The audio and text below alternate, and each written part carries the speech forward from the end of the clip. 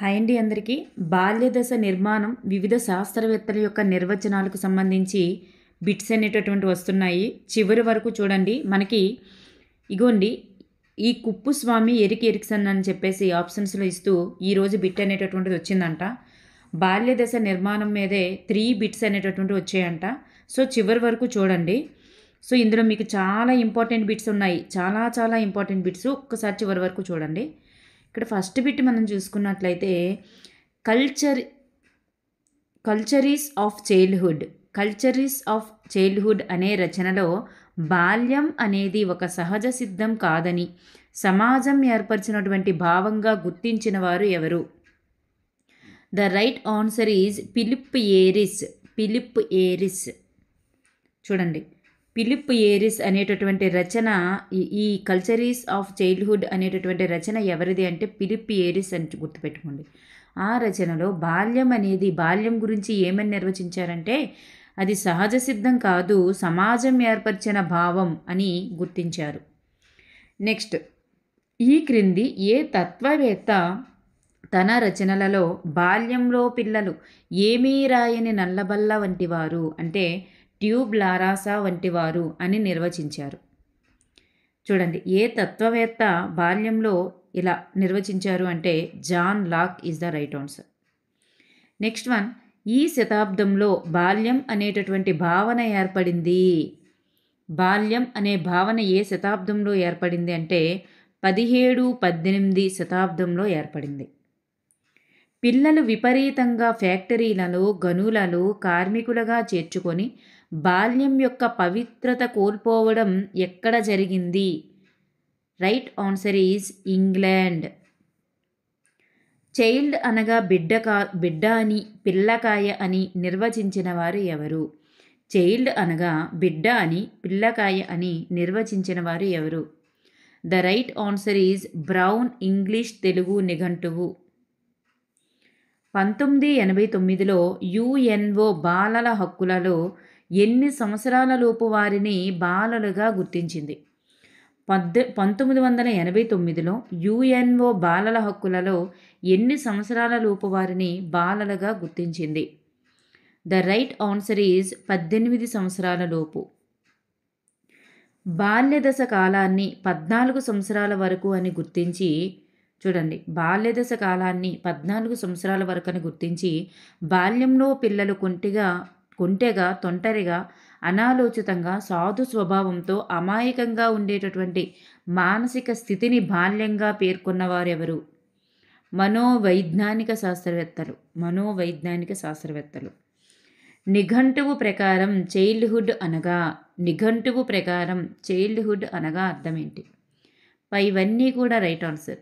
బాల్యము, పసితనం, చిన్నతనం. నిఘంటువు ప్రకారం ఈ 3 కూడా రైట్ ఆన్సర్సే. నెక్స్ట్ వన్, శైశవం నుంచి యవ్వనారంభ దశ వరకు ఉన్నటువంటి దశను బాల్యం అంటారు అని నిర్వచించిన వారు ఎవరు? చూడండి, ఇక్కడ శైశవం నుంచి యవ్వనారంభ దశ అని ఒకరికి వస్తుంది. అంటే ఇక్కడ 3 కూడా ఒక రిలేటెడ్గా ఉంటాయి. చూడండి, 3 నిర్వచనాలు కూడా ఒక రిలేటెడ్గా ఉంటాయి. శైశవం దశ నుంచి ఈ బిట్టే మనకి రిపీట్ అయిందండి. అంటే కుప్పుస్వామి ప్రకారం ఎలా వస్తుంది, ఎరిక్ ఎరిక్సన్ ప్రకారం ఎలా వస్తుందని మనకి మ్యాథ్స్ ద ఫాలోయింగ్ అడిగారంటే ఈరోజు. శైశవ దశ నుండి యవ్వనారంభ దశ వరకు ఉన్న దశను బాల్యం అంటారని నిర్వచించిన వారు కుప్పుస్వామి. చూడండి, కుప్పుస్వామిలో యా అనేటటువంటి వస్తాయని గుర్తుపెట్టుకోండి. కుప్పుస్వామి అని గుర్తుపెట్టుకుంటే పుట్టినప్పటి నుండి కౌమార దశ వరకు గల కాలాన్ని బాల్యదశ అంటారని నిర్వచించిన వారు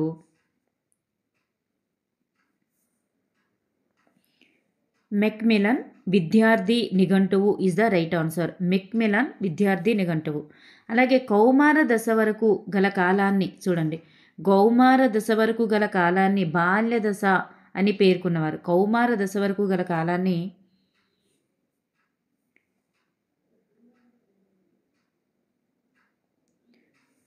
ఇది శైశవ దశ నుంచి అండి. చూడండి, ఇక్కడ శైశవ దశ అని ప్రింట్ రాలేదు. శైశవ దశ నుంచి కౌమార దశ వరకు గల కాలాన్ని బాల్యదశ అని పేర్కొన్నవారు. అలాగే బాల్యదశలో ఎన్నో చారిత్రక అంశాలు ఉంటాయని పేర్కొన్నవారు కూడా ఫిలిప్ ఏరిస్. ఫిలిప్ ఏరిస్ అండి. ఇక్కడ ఫిలిప్ ఏరిస్ అంటే ఇక్కడ చూడండి, ఇక్కడ ఈయన చెప్పింది ఏంటంటే శైశవ దశ నుంచి కౌమార దశ అని చెప్పారు. శైశవ దశ నుంచి కౌమార దశ అని చెప్పారు. మరి కుప్పస్వామి ఏం చెప్పారంటే మరి శైశవ దశ నుంచి యవ్వనారంభ దశ వరకు అని చెప్పారు. శైశవ దశ నుంచి కౌమారని ఏం చెప్తే శైశవ దశ నుంచి యవ్వనారంభ దశ వరకు అని చెప్పారనమాట. గుర్తుపెట్టుకోండి. మెక్మిలన్ విద్యా నిఘంటువు ప్రకారం పుట్టినప్పటి నుంచి కౌమార దశ వరకు అని ఉంటుంది. ఈ మూడు రిలేటెడ్గా ఉన్నాయి, గుర్తుపెట్టుకోండి. భారత జనాభా గణనలో ఎన్ని సంవత్సరాల లోపు వారిని బాలలుగా పేర్కొన్నారు? భారతీయ జనాభా గణనలో ఎన్ని సంవత్సరాల లోపు వారిని బాలలుగా గుర్తించిందంటే 14 సంవత్సరాల లోపు. The Juvenile Care and Protection of Children Act. The Juvenile Care and Protection of Children Act 2000 year కూడా ఇంపార్టెంటే. ప్రకారం ఎన్ని సంవత్సరాల లోపు వారిని బాలలుగా పేర్కొన్నారు? ఆ జువైనల్ యాక్ట్ ప్రకారం 18 సంవత్సరాల లోపు వారిని బాలలుగా పేర్కొంది. మన రాజ్యాంగం ఎంత వయసు గల పిల్లలకు ఉచిత నిర్బంధ విద్యను అందించాలని చెప్పింది? మన రాజ్యాంగం అయితే 6 నుండి 14 సంవత్సరాల లోపు వారికి ఉచిత నిర్బంధ విద్యను అందించింది. అంటే ఆర్టీ యాక్ట్ ఉంది కదా, ఆ మాదిరిగానే. నెక్స్ట్, భారత జనాభా గణన 2011 ప్రకారం ఎన్ని సంవత్సరాల లోపు పిల్లలు పరిహారము, వేతనము, లాభము పొంది లేక పొందకుండా ఆర్థిక ఉత్పత్తి కార్యకలాపాలలో పాల్గొన్నవారు బాల కార్మికులు అని తెలియజేసింది. మరి ఎన్ని సంవత్సరాల లోపు వారిని బాల కార్మికులుగా చెప్పింది భారత జనాభా గణన 2001 ప్రకారం? 17 సంవత్సరాల లోపు వారిని. చూడండి, భారత జనాభా గణన ప్రకారం అయితే 17 సంవత్సరాల లోపు వారిని బాలలుగా గుర్తించింది, బాల కార్మికులుగా చెప్పిందనమాట. గుర్తుపెట్టుకోండి, ప్రతి ఇయర్ కూడా ఇంపార్టెంటే. భారత జనాభా గణన ప్రకారం అయితే 17 సంవత్సరాలు. అదే మరి మైనింగ్ యాక్ట్ ఉంటుంది. ద మైనింగ్ యాక్ట్ ఎప్పుడు చేయబడిందంటే 1952. ఈ మైనింగ్ యాక్ట్ ప్రకారం ఎన్ని సంవత్సరాల కన్నా తక్కువ వయసు గల పిల్లలు గనులలో పనిచేయడాన్ని నిషేధించింది అంటే 18 సంవత్సరాల కన్నా తక్కువ గల పిల్లలు. ఓకేనండి. యునిసెఫ్ గణాంకాల ప్రకారం ఎంతమంది పిల్లలు 5 నుండి 14 సంవత్సరాల వయసు గల వారిలో పనులలో నిమగ్నమవుతున్నారని తెలియజేసింది. యునిసెఫ్ ప్రకారం 5 నుండి 14 సంవత్సరాల వయసు గల వారిలో పనులలో నిమగ్నమవుతున్నారని తెలిపింది. ఎంతమంది పిల్లలు అంటే 28 మిలియన్ల మంది పిల్లలు 5 నుండి 14 లోపు వాళ్ళు పనులలో నిమగ్నమవుతున్నారని చెప్పింది. క్రింది వానిలో బాల పీడనం దురాచారం కిందకు రాని అంశం ఏంటి? పిల్లలను నిర్లక్ష్యం చేయడం దోపిడీయే. పిల్లలను భౌతికంగా హింసించడం బాలపీడనం కిందకే వస్తుంది. మరి ఉద్వేగపరంగా హింసించడం కూడా బాలపీడనం కిందకే వస్తుంది. దోపిడీకి గురి చేయడం కూడా బాలపీడనమే. ఇక్కడ చేయకపోవడం అన్నాం కాబట్టి ఇది రాంగ్. నెక్స్ట్ వన్, పోక్జో యాక్ట్ తీసుకురాబడినటువంటి సంవత్సరం ఎప్పుడు? పోక్జో ఫుల్ ఫామ్ ఏంటంటే protection of children from sexual offences act. ఇది కూడా మనకి ఒక టెట్లో అడగడం జరిగింది కాబట్టి ఇది గుర్తుపెట్టుకోండి. మరి ఎప్పుడు చేయబడింది అంటే తీసుకురాబడింది అంటే 2012. బాలలను పీడనం నుండి రక్షించడానికి తోడ్పడేవి ఏమిటి? ఇవన్నీ కూడా తల్లిదండ్రులకు బాలల హక్కులు, పిల్లల పెంపకంపై శిక్షణ ఇవ్వడం, పిల్లలకు వారి తల్లిదండ్రులకు ఏదైనా మార్గదర్శకత్వం మంత్రణం ఇవ్వాలి, ప్రసార మాధ్యమాల్లో ప్రసారం చేయడం, లఘు చిత్ర ప్రదర్శన చేయడం, ఇవన్నీ కూడా. పేదరికం అనేది బాల్య దశపై ప్రభావం చూపుతుంది అని తెలియజేసిన వారు ఎవరు? పేదరికం బాల్య దశపై ప్రభావం చూపుతుంది అని తెలియజేసిన వారు ఎరిక్ ఎరిక్సన్. సాంఘిక క్లిష్ట పరిస్థితులు ఎదుర్కోవడంలో ఇబ్బంది పడడం వలన బాలలలో అపనమ్మకం, సందేహం, చొరవ చూపలేకపోవడం, పాత్ర సందిగ్ధం వంటి ప్రవర్తనలు కనబరిచే అవకాశం ఎక్కువ ఉంటుంది అని తెలియజేసిన వారు. మనకి ఇవి తెలుసు కదా, ఎరిక్ ఎరిక్సన్ అని. దశల్లో కూడా అవే ఆయన చెప్పడం జరిగింది. కాబట్టి సమాజంలో సామూహిక ప్రమాణాలకు, సాంప్రదాయాలకు, ఆచారాలకు, విలువలకు లోనై సఖ్యత, పరస్పర సహకార స్వభావాలు పెంచుకోవడమే సామాజికీకరణ అని తెలియజేసిన వారు ఎవరు? చూడండి, ఇది ఇచ్చిన వారు ఫ్రీమన్ షీవెల్. Next H Witmer, R Kotinsky. H Witmer R Kotinsky ప్రకారం కుటుంబం నిర్వహించేటటువంటి 3 ప్రముఖ కార్యాలలో లేనిది ఏమిటి? కుటుంబం నిర్వహించేటటువంటి 3 కార్యాల గురించి చెప్పడం జరిగింది. ఎవరు అంటే విట్మర్, కొటిన్స్కీ.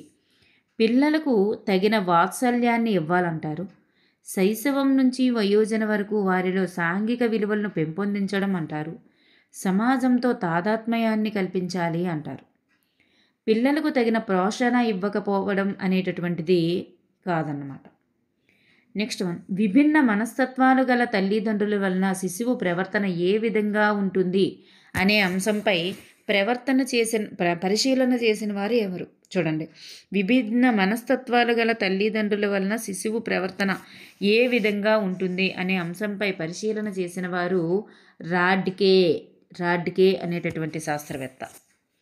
నెక్స్ట్ వన్, కుటుంబం యొక్క సాంఘిక హోదా కూడా చాలా వరకు ఆర్థిక హోదాపై ఆధారపడి ఉంటుంది.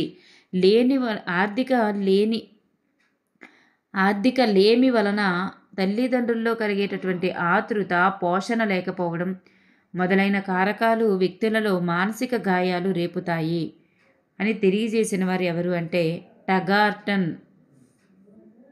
గుర్తుపెట్టుకోండి, ఇది చాలా వరకు గుర్తుపెట్టుకోండి. ఆర్థిక హోదా గురించి చెప్పిన వారు ఎవరంటే టగార్టన్. ఆర్థిక హోదా టగార్టన్. నెక్స్ట్ వన్, బాలలు మొదట తమకు సమీపంలోని వారితో తరగతి గదిలో కలిసి సమవయస్కుల బృందంగా ఏర్పడతారు. చూడండి, సమీపంలో వారితో తరగతి గదిలో సమవయస్కుల బృందంగా ఏర్పడతారు. ఒకే లింగము, జాతి, పాఠశాల సాధన, సారూప్య ప్రవర్తన మొదలైన వాళ్ళు బాలల బృందంగా ఏర్పడడానికి సహకరిస్తాయి. చూడండి, ఒకే లింగం ఉన్న వాళ్ళు ఫ్రెండ్షిప్ చేస్తారని, ఒకే జాతి గల వాళ్ళు ఫ్రెండ్షిప్ చేస్తారని, ఒకే తరగతి వాళ్ళు, పాఠశాల సాధన తరగతి వాళ్ళు ఫ్రెండ్షిప్ చేస్తారని, అలా సారూప్య ప్రవర్తన మొదలైనవి బాలల బృందంగా ఏర్పడతాయి అని చెప్పిన వారు ఎవరంటే వీళ్ళ ముగ్గురు కూడా రూబిన్, బకౌస్కీ, పార్కర్. ఓకేనండి. Next one, the sociology of teaching గ్రంథ రచయిత ఎవరు? ద సోషియాలజీ ఆఫ్ టీచింగ్ గ్రంథ రచయిత విలార్డ్ వాలర్. గుర్తుపెట్టుకోండి, చాలా ఇంపార్టెంట్. టెట్కి ఇచ్చే అవకాశం ఉంది. పాఠశాలల్లో వైయక్తిక సహకార సంబంధమైనటువంటి సంస్కృతులు ఉంటాయి. పాఠశాల సంస్కృతిపై ఉపాధ్యాయుల యొక్క మూర్తిమత్వం, ప్రధాన ఉపాధ్యాయుని యొక్క నాయకత్వ లక్షణం ప్రభావం చూపుతాయి అని తెలియజేసిన వారు. ప్రధాన ఉపాధ్యాయుడి నాయకత్వం ప్రభావం చూపుతుంది అని చెప్పిన వారు పుల్లర్ హర్గ్రీవన్. గుర్తుపెట్టుకోండి. పాఠశాల సంస్కృతి బాలల ప్రవర్తనలో ఏది ముఖ్యం మరియు ఏది విలువైనది అనే అంశాలపై దృష్టి సారించినట్లు చేస్తుంది. పాఠశాల సంస్కృతి అనే వర్డ్ కనిపిస్తే మీరు పీటర్సన్ అండ్ డీల్ అనేది గుర్తుపెట్టుకోండి.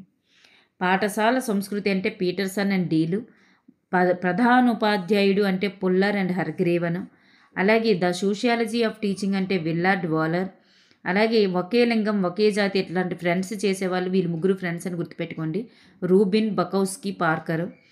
నెక్స్ట్ ఆర్థిక హోదా అంటే టగార్టన్, అలాగే రాడ్కే శిశువు యొక్క ప్రవర్తన ఎట్లా ఉంటుంది అంటే విభిన్న మనస్తత్వాల తల్లిదండ్రులకు వలన శిశువు ప్రవర్తన ఎట్లా ఉంటుందని చెప్పిన వారు రాడ్కే. ఇట్లా కీవర్డ్స్ గుర్తుపెట్టుకోండి. నెక్స్ట్ వన్, ఉపాధ్యాయుల యొక్క అంచనాలు విద్యార్థుల సాధనను ప్రభావితం చేస్తాయి. చాలా చాలా ఇంపార్టెంట్ అండి ఇది. వీరి ఫలితాలలో ఉన్నత అంచనాలు విద్యార్థుల పనితీరు పెంచడానికి దారి తీసింది. ఇలా ఉన్నత అంశాలు మెరుగైన ప్రవర్తనకు దారి తీయడాన్ని ఏమంటారు అంటే పిగ్మేలియన్ ఫలితం. ఉపాధ్యాయుల అంచనాలు విద్యార్థుల సాధనను ప్రభావితం చేయడం అనేది పిగ్మేలియన్ ఫలితం. పిల్లల యొక్క పెంపక విధానాలు తల్లిదండ్రులు ప్రవర్తించేటటువంటి శైలులు పిల్లల మూర్తిమత్వంపై ప్రభావం చూపుతాయి. పిల్లల పెంపక విధానాలు తల్లిదండ్రులు ప్రవర్తించే శైలులు అనేవి పిల్లల మూర్తిమత్వంపై ప్రభావం చూపుతాయి అని చెప్పిన శాస్త్రవేత్త మనోలైంగిక సిద్ధాంతం ఎవరిది అన్న వాళ్ళే. ఎవరు అంటే సిగ్మండ్ ఫ్రాయిడ్. అర్థమైందండి. పిల్లల పెంపకం అనేది వారి యొక్క సామాజికీకరణకు ఉపయోగించే నిర్దిష్ట ప్రవర్తనలను సూచిస్తే పిల్లల శైలి అనేది వారు పిల్లలకు కలిగించేటటువంటి ఉద్వేగ వాతావరణాన్ని సూచిస్తుంది. శైలి అంట ఉద్వేగ వాతావరణాన్ని, పెంపకం అంట సామాజికీకరణకు ఉపయోగపడుతుందంట అని తెలియజేసిన వారు ఎవరంటే స్పెరా అనేటటువంటి శాస్త్రవేత్త. పిల్లల పెంపకాలను పరిశీలించి తద్వారా అత్యంత ప్రభావశీలమైనటువంటి శైలిని అతి తక్కువ ప్రభావం చూపగల శైలిని వేరు చేసి 3 అంశాలను ప్రతిపాదించిన వారు ఎవరు అంటే బామరిండ్ అండ్ బ్లాక్. పిల్లల పెంపకాలను పరిశీలించి అత్యంత ప్రభావవంతమైనటువంటి శైలిని, అతి తక్కువ ప్రభావం చూపగల శైలి అనేటటువంటి వాటిని 3 అంశాలను ప్రతిపాదించిన వారు బామరిండ్ అండ్ బ్లాక్. మనోవైజ్ఞానిక శాస్త్రంలో మొట్టమొదటి ప్రయోగశాలను 1879లో లిప్జిగ్ నగరంలో ఏర్పాటు చేసిన వారు ఎవరు అంటే విల్హెల్మ్ వూంట్.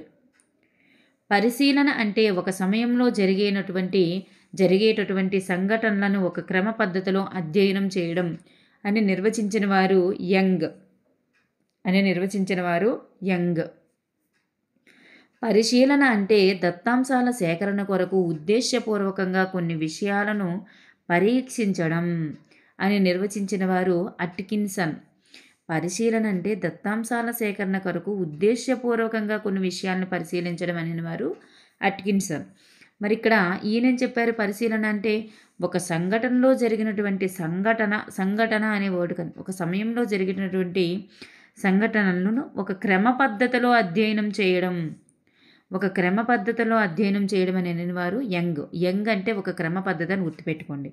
అట్కిన్సన్ అనగానే ఉద్దేశపూర్వకం అని గుర్తుకు రావాలి. ఏకచర నియమం మీద పనిచేసేటటువంటి ప్రాథమిక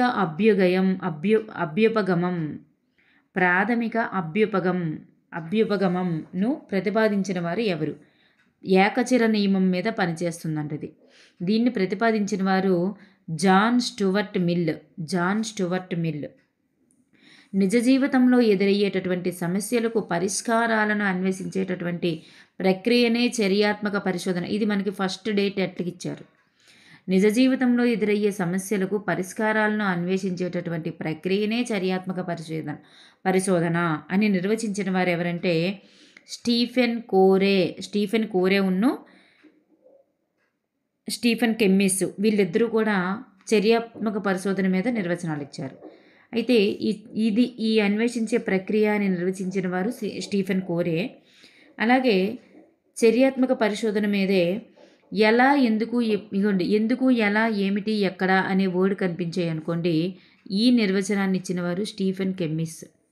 పై నిర్వచనాన్ని ఇచ్చిన వారు స్టీఫెన్ కోరే.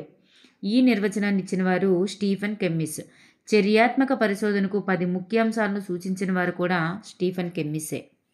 ఉపాధ్యాయుడు తరగతి గదిలో పిల్లల బోధనాభ్యసన సమయంలో ఎదురయ్యే సమస్యలను ఎందుకు, ఎలా, ఏమిటి, ఎక్కడ అని చర్చించుకొని పరిశోధన జరపాలి అని చెప్పిన వారు ఎవరంటే మరి స్టీఫెన్ కెమ్మిస్. అలాగే పిల్లల ప్రవర్తనను పరిశీలించుటకు అబ్జర్వేషన్ డోమ్లను రూపొందించిన వారు గెసెల్.